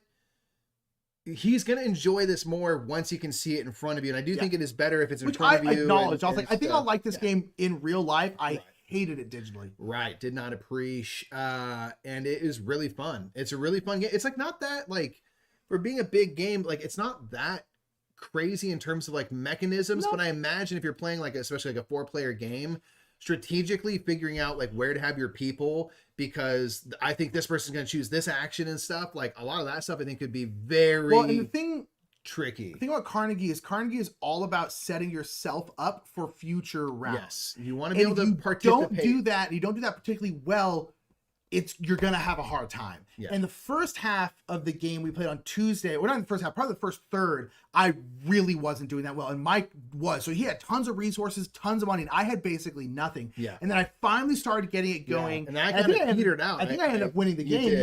But it's like, so that's one thing is like, it's not complicated in terms of what you're doing, but the strategy is tough because you have to set yourself up. And if you just don't, you're not going to be able to do anything. That's one of those games where I could really see some people having a bad time if they just don't do that well. So I really think when you're teaching it, you really need to emphasize, hey, this is important. You need to be doing this so that you can then pull them back to get income. I think that game for new people playing it is going to be really, really dependent on the teacher, because if you don't really emphasize that and people don't set themselves up well, it's going to be they're gonna have a hard time. Yeah, because a lot of it comes down to mapping out like which regions are going to trigger and making sure that you have the ability to capitalize on those things. And it does take a little bit to get that down, but it's not like the types of actions and the departments that you're activating are like not difficult. It's like you do this, you remove a worker, you put them in one of the regions, and you get $6 or 2 goods. You're like, okay, that's very understandable. Yeah. Like things like that, nothing is complicated in the way it functions, which is cool. And I like the fact that you get most of your points from making charitable donations. Yeah, I think it's I think great. it's a good thing to focus on in the world. It's nice. Yeah. So if you got, I think you guys would like 8-Minute Empires. I always want to play 8-Minute Empires. Yeah, I've almost gotten the app for that a few times and just haven't done it yet. How close is your favorite game store? Not close at all, unfortunately. I live in Oxnard, California. We both live in Oxnard, California, which is a black hole for board gaming. There's nothing in... There's board gamers. There's board gamers and zero, like literally, and this is true, our best board game store is Barnes & Noble. And I mean that it's the best board game store by a country mile. Yeah. All the good ones are in the Valley in LA. Black hole of board gaming. Yeah. The closest best place is in the mall in Thousand Oaks, and it is actually a decent board game store. Yeah. That's the closest good board game store. But the best board game store that's not like in that mall is close to an Los hour Angeles. away. Yeah, it's close to an hour away. It's so not close. unfortunately we live nowhere near Yeah. because people are like, there's the beach right there. I'm like, I get it, but I want to play board games while looking at the beach. Exactly. Give me a board game store. Exactly. Oxnard, get it together. So what convention are you guys hitting up in the rest of 2022? We're going, or at least I'm going to Gen Con, most likely going to Gen Con. Going to Gen Con, Essen, and PAX. That's probably it. Yes. Perhaps BGG in the fall. Possibly, we'll see. Yeah. But hopefully BGG, but we will have those to see. three are the planned ones. So is how goes the plotting for Bing Bong Con? Good. We are right now trying to lock down a location. Yes. We're trying to figure out its prices and like what prices are where, because it is quite expensive. So we have to figure out like, okay, like how much we're going to have to charge. So we're trying to figure out a location. Yeah, we want a location that's going to serve us well, but is also going to mean that we don't have to put too much of a cost on. We want to be able to keep our ticket prices as cheap as possible. Yes. So, you know, being in LA, it's like one thing that's like the reality is that like most space we want for weekends, it costs like $10,000. So it's like, okay, like depending on how many people we have, how many people we think would come and stuff, we don't want our ticket price to be more than like $50, certainly, because it is such a small convention. So we're trying to figure all that out, to figure out like, we're also going to try to get sponsorships to help then be able to keep the cost of tickets down and stuff. So right now the main thing is finding a space and going from there. Yeah. The rest will come once if you build it, they will come. You know, we need to have a space to gather, and I imagine people will gather then. So we have a few potential spots, and stand by for more. Yeah. So hopefully, most likely January, mid to late January. Any plans to head down this way for board game and miss you lots and need my brothers Murph hugs? Hopefully with the baby now, it's harder to do anything. But hopefully it's just tough. We're very far north at this point, so it's tough. Oh, apparently they just added 3D terrain you can buy for House of Burgundy. I was kind of expecting that one. Okay, so I like that it's a separate thing so that you can like, you know, add it or if you want or not. I was thinking originally when they announced it that because the castles are like 3D, I figured all the tiles were going to be. So I'm not too surprised to hear that you can go whole hog and go 3D on everything. Yeah, I'm not. The baby is great. Mary Lou, or Zen Banana Slug as we know. Zen Banana, dang, it's awesome. She's great. To see you. Baby Low is great. Eats, sleeps, poops, like a good baby does. She be doing that in all three of those things. Rocketing, yeah. She's great. She's absolutely wonderful. She's a cute little bean. Always at 8:05. You know it. You know what's up. You know what's up. How he did PAX. Hell yeah, man! Can't wait to see you. Mary Lou said, "Are you guys into a meetup at Gen Con? Maybe, probably not like a big meetup like we did last time, because there's just a lot to plan, and we're so busy. We were doing some kind of like, hey, let's all meet here and play a game, or all meet at this place and go eat, or something. We'll probably do something. We don't know what. We want to see people for sure. Yeah. So, but it probably won't be a big thing. We're like renting out a place like we have in the past. Yeah, just because the spot that we did it last time is no longer there. Unfortunately, that place was kind of perfect. I'm not gonna lie. Casualty of COVID, but we are absolutely. Oh, you got some trolls. Yeah, you know. Well, people, talking about cheap dates, cheap, stuff. I'm not against a cheap date, but it's just the way we got time and place. We're talking board games right now. What is her name? Her name is Logan. Her name is Logan. Logan Wolverine Murphy. Logan Faye Murphy, yeah, which is Logan / Wolverine. We're unsure about her middle name. Logan / Wolverine. Is her name Logan Faye? Or is her middle name Faye? Her middle name is Faye. I wasn't sure. It's one of those things. Board Game Garden, by the way, go follow Board Game Garden. Follow them today, right now. It said, I've been meaning to ask you guys if you played both Near and Far or Now or Never. I have and love Above and Below, and I'm trying to decide which one to get next. I know you love Above and Below. We played Near and Far all the way through. Played all the way through Near and Far with Liked the it a Amber lot. Mines expansion. We liked it a lot. By the time we got done with it, we're like, cool, I'm done with it. And it's totally, that's not a knock at all. Not at all. I've heard mixed things about Now or Never, Now and Now, whichever it is. I guess Now and Never. I want to try that one. I kind of think between Near and Far than Above and Below that I think I would, if I was to go back, I would play Above and Below again. We replaced Above and Below with Near and Far. And Near and Far. Oh my lordy. Near and Far? Yeah. Am I not saying the name right? Well, we've never played Near and Far. Near and Far? I think we played through the entirety of that game. No, that's... Oh, I'm sorry. I'm thinking of Now or Never. Sorry, Now or I've Never. never played that. I'm saying if I was to go back, I would go back to Above and Below. Sorry. I was mixing the two up. I was like, what are you talking about? Oh, no. Yes, you're right. Yes, you're right. But I haven't played Now or Never, so I don't know about that. Yeah. Near and Far was great. I liked it co-op more than I liked it competitive, but you do need the Amber Mines expansion, but it was good. I liked it. But yeah, it's great. I will say they're not that similar. Like no, the games are in the same world, Near but they're not because it introduces like the storybook thing that they did in Sleeping Gods, which is really cool. Yeah.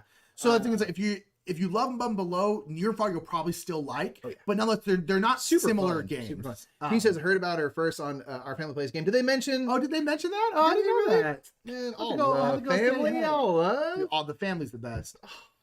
What's Logan's favorite game, and how many times has she beat you in? Her favorite game is pooping, and she's beaten She you wins many every times. time because I'm the one that's clean it. And I'm Many like, times. how do I keep falling for this? Absolutely rocking it out of there. She also handled me in Herbaceous the other day. It's true. You know, she did on win. Instagram. It's very cute. Handled it.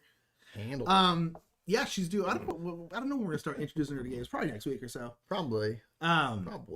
But nonetheless, yeah. So games with really small pieces because she has really small hands, so she can hold the tiny pieces. Looks that's safe, right? That's parenting right there. That's how you know I'm a good dad right there. Mm-hmm. No, we let her win though because she just doesn't have the cognitive ability for board games, so I just throw the games. But I'm happy.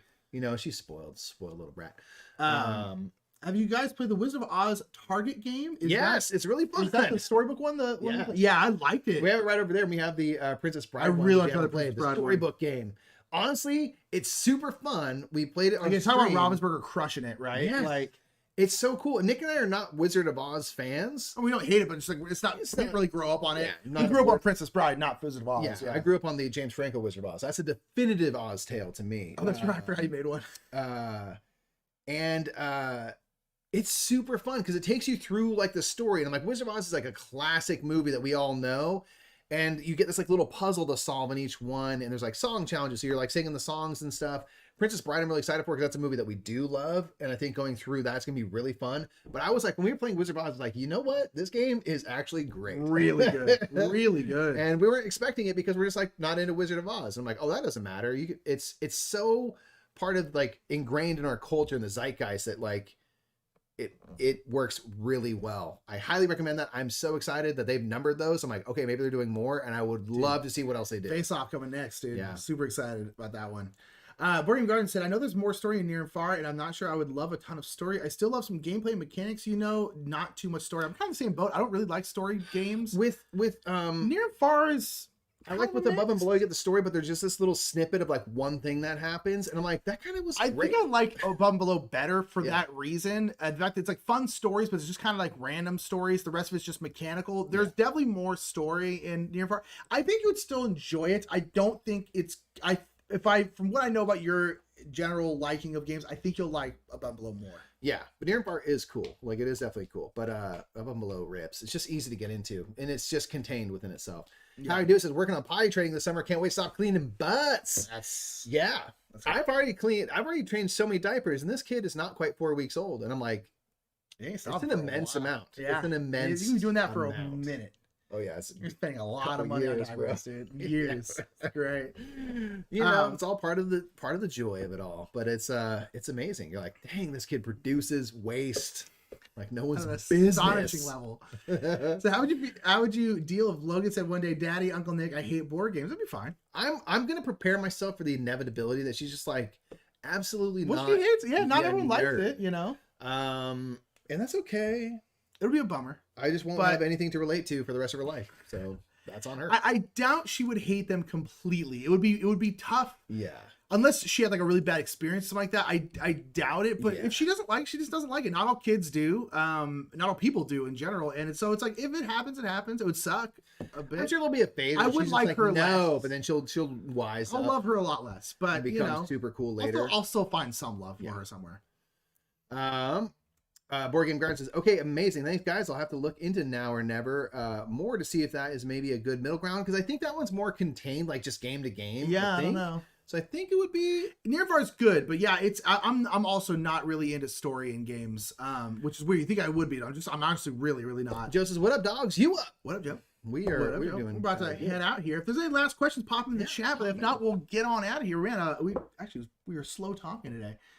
I think I asked too many questions about 18 Illimit, and it took about 30 minutes to get through that one, and then we sped it up. But I was just curious back, and then it was like Gulliver travel theme. So much anymore. What? So stay tuned for the future. By the way, a lot of stuff changing up. A lot of stuff changing. Watch, that's what's changing. We're recommitting to a few things. So one, Metagame Minutes coming back. We've taken a break from it. Metagame Minutes coming back. Now, hopefully the next week or two here. Yeah, hopefully next Thursday. I think we're gonna come out Thursdays, man. I was going to talk to you about that. Thursdays. They need to come out Thursdays. Yeah, because Game House is coming on Mondays. So stay tuned for that. I've got several topics I want to talk about already lined up. We have some top 10s coming soon. You're going to start to see those every other week, starting soon. I mean, as much as we can. Of course, baby dictates some of that, but stay tuned for that. We got some good topics for top 10s coming up. Yeah, lots of really fun stuff. More stuff in general. Yeah. Check out the stuff that came out. Check out the infomercial we did for the Unmatched Storage System. Check out the Game House we had coming out. Would you consider teaming up with a tabletop network to do Bing Bong Con? I mean, we run Tabletop Live Network with Ruel. Tabletop Live Network will definitely be involved to some degree. And that the people will be there. Will we stream for it? I have a dream that could be kind of cool for the first one, depending on where we are and organization. I don't know if it'd be possible, but like they're at least the TLN crew is going to be up in that house. Yes, there's going to be a lot of TLNers there. So, a lot of TLNers there. Yes. Yeah, the first one we're trying to keep pretty, because we don't know, we've never done this before. So we don't know what to expect. We might be like, it's going to cost this much. And it might end up costing way more than we think, because there's these things that we didn't know about. So we're keeping the first one small. It's probably going to be between like 100 and 200 people. If that, maybe we can't even get that many people. We honestly don't know. Or maybe they'll be like, way more than that want to come. We're like, we could have made this bigger. But so we're going to ease into a little bit. We're expecting the next one in 2024, I suppose, will probably be bigger. But because we just need to get one under our belt to figure out what the heck's how this works. Yeah. And then, same way as if we ever did like another Kickstarter, like now we're like, we could do this better than this. And it's like we did that. Stay tuned for that. Nick made the cover, and it's so tight. Cover turned out real good. Cover turned out real good. I'm not gonna lie. I'm really excited with the cover. Cool, man. It's a real thing. That made it kind of a real thing. I was like, this is kind of a real thing. Real thing. Bring with the shelf highlights. The problem is our shelves change so much. What's on the shelf is a good little series. It just changes too much. Yeah. Oh my lordy. Oh wow. Make it HD XYZ. You need to calm down. Are you not banning these people? I am. This is different channels. Wow. They're all different channels. Pardon, this one actually has more language to it. I know. My gosh. Sorry, I guess that people we just must be that popular that we're getting spammed up all over the place. We're gonna get the heck out of here, people. Coach Brown said, I love when you do a single game focus. That probably will be coming back in a different. What we have formerly called Board Game Highlight, where we do a deeper dive on a game, is going to be coming back as part of a segment of a larger show. Indeed. That you're going to see coming out monthly from us. So we just talked about that. We're like, I think we should do that again. So I'm glad to hear that people are interested, because that really like us. We're like, we should do that again. Because obviously we're interested in making stuff that people care to watch. Yeah, indeed. Oh, thanks. Tell my bones. Tell my bones. Where will you announce BeamOnCon when you're ready? Everywhere. We'll be announcing it on our YouTube channel. We're in the middle of making our website on there. Yes, stay tuned. On every form of social media we have, you will, if you follow us at all, really, you should know about it. Are you guys affiliated with Game House? Not like officially, like in terms of they don't sponsor the Brosmer. RIP. That's the thing, right? We're friends with the owners and stuff because we've gotten to know them over the years, but it's just a place that like early on in our board gaming hobby, before we ever started doing stuff, it was our place, our go-to place to go and do a game day. And we loved it there. And we're so sad that it's closing. And so we filmed a number of our episodes at the game house, and we asked them, hey, can we call this game house in honor of this place and kind of to help hopefully spread the word about game house. Unfortunately, our efforts did not succeed. They did fine. Yeah, it wasn't, we didn't, but it's in so, yeah. So yeah, we used to film some, we were planning on going back there to film occasionally and stuff like that. And now we're not gonna be able to because Game House unfortunately is closing. We're gonna keep the name as kind of an homage to Game House because it was a really wonderful place, really fantastic place to gather. Really, really bummed out that it's closing. There's so many memories of that place. It's really, it's an emotional situation. Yeah. So we're still gonna call it Game House. We're still on the same intro where you show it. It's just unfortunately not gonna be there anymore. Yeah. But nonetheless, so affiliated, yes, but we're not like partners with Game House. I wouldn't say. All right, fans. I think that's going to be it. Love y'all. Definitely make sure to like this video. Give it a thumb up if you haven't already. Leave a comment after this. You've been in the chat, but if you could leave a comment with a favorite game you played this month, we would really appreciate that. Daddy algorithm. Got to get fed. Got to feed that daddy algorithm. There's no one to rate, obviously, because this is YouTube, and YouTube's live stuff is trash, but we love you all. Thank you for joining us. I've gotten more used to it, but it's still not nearly as good. I wish we could raid people, but that's right? YouTube is not that way, unfortunately. So I love that place. Are you guys LA based? Yeah, we live up in Oxnard. Biggie, you got here late. We are closing, unfortunately. It said, love your Gloomhaven playthrough in the week. Well, thank you so much for saying that. We really appreciate it. The Game House is great. But we're up north. All right, everybody. We're not gonna raid anybody because we can't, because this place is terrible. But nonetheless, we love you all to death. Watch on Twitch on leave a comment, like this video, do all the stuff, and we'll see you later, everybody. Bye. Bye.